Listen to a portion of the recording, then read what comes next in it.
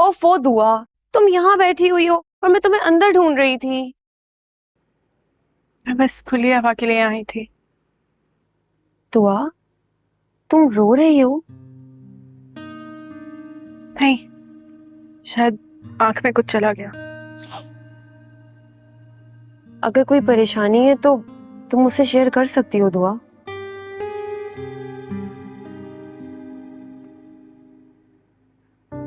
मैं तुम्हारा phone use कर सकती हूँ? फोन? बस एक छोटी सी कॉल करूंगी प्लीज। अरे नहीं नहीं, मैं तो बस वैसे ही पूछ रही थी। तुम कर लो फोन। Thank you.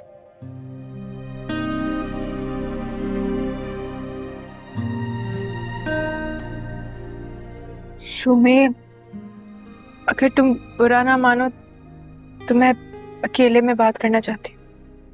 नो प्रॉब्लम, तुम कर लो, मैं चले जाती हूँ। ओके?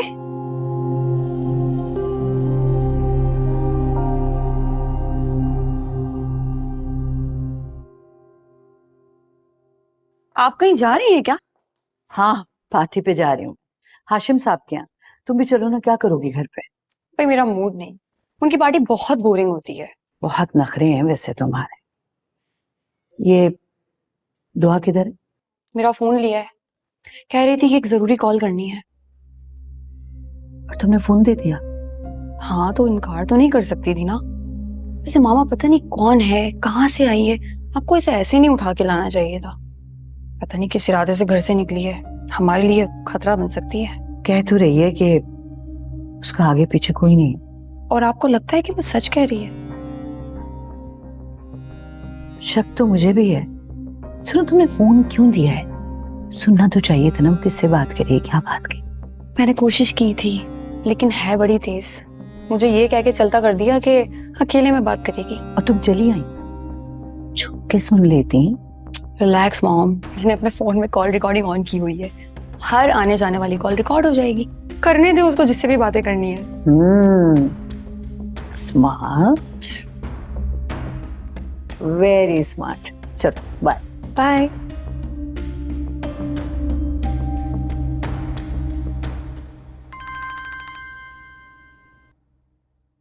हेलो, कैसे हो? दुआ। हाँ, वही दुआ जिसे तुमने अपने गंदे इरादों के लिए मोहब्बत के नाम पे लूट कर उसकी कीमत लगाकर उसे इस घड़े में फेंक दिया। तुम सोच भी नहीं सकते घटिया इंसान कि तुम्हारी वजह से मेरा कितना नुकसान हो गया। मैंने सब कुछ खो दिया, अपना सब कुछ, अपने माँ बाप बहने, सब कुछ। मुझे घिन आती है ये सोचकर कि मैंने तुम जैसे शख्स पर भरोसा किया। देखिए, आपको कोई गलतफहमी हो रही है। मैं वो नहीं हूँ जो आप समझ रही हैं। समझ तो लोग रहे होंगे कि तुम बहुत शरीफ हो, लेकिन कभी तुमने सोचा है कि जब मैं उनके सामने चीख चीख के उनको ये बताऊंगी कि तुमने मेरे साथ क्या किया है तो वो तुम्हारे बारे में क्या सोचेंगे?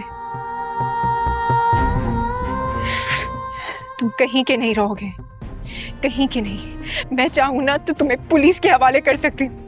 सुना तुमने?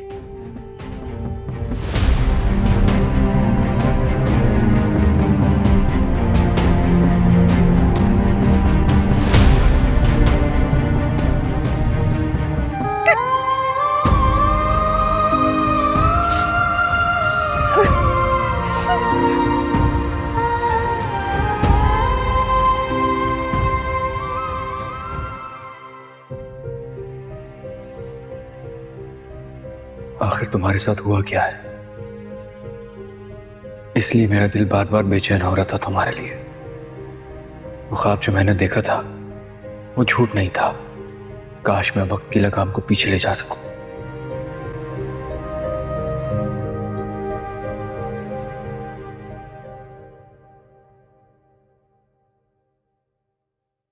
सही। जाफर, इससे पहले कि मैं अपने आप से बाहर हो जाऊं, चले जाओ यहां से। सही, मुझे बिल्कुल अंदाजा नहीं था। जाओ। जी सही।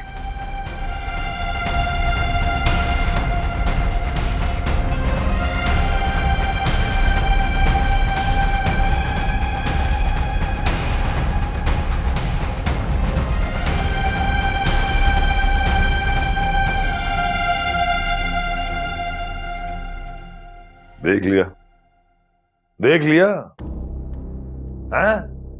इसीलिए कह रहा था, इसीलिए कह रहा था कि ना जाओ।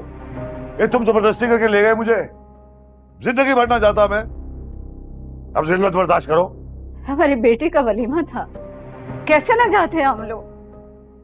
असलम साहब, मैं माँ हूँ और माँ बनकर ही सोच रही थी। कौन सा तीर मार लिया जाके? जलील हो के आए ना। अरे आपको सिर्फ अपनी पड़ी हुई है, फिजा के बारे में तो सोचे जरा। आपने कौसर बहन की जबान सुनी थी ना, जिसने हमें इतना कुछ कहा है। सोचे उसने हमारी बेटी को क्या कुछ नहीं कहा होगा। अरे तुम्हें बातें तो सुननी पड़ेगी दुनिया वालों की। हरकतें तुम्हारी ऐसी हैं। एक बेटी तो भाग गई, मुंह काला करवा दिया मेरा। दूसरी बेटी का ससुराल जलील करके निकाल रहा है मैं। एक बात सुन ले तू, अब आज के बाद तेरी बेटियों से, उनके ससुराल से मेरा कोई ताल्लुक नहीं। खत्म। कैसी बातें कर रहे हैं आप? मेरी बेटियां भी कैसी किस्मत लेके पैदा हुई है, खुशियां उनसे दूर भागती हैं। दुआ तुमने क्या किया तुमने? तेरी वजह से तेरी बहनों को क्या कुछ नहीं सहना पड़ा। अपना नहीं तो बहनों का एहसास कर लेती।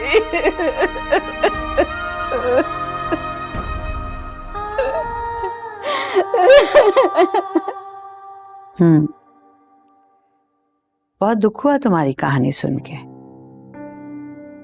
तुम्हारे घर वालों को हरगिज भी तुम्हारे साथ ऐसा नहीं करना चाहिए था। माना कि जवानी में कदम बहक जाते हैं, हो जाती हैं छोटी मोटी गलतियां, लेकिन उन्हें कम से कम तुम्हारी बात तो सुननी चाहिए थी ना। एक अजनबी पे भरोसा करके उससे प्यार करने का जुर्म किया था मैंने।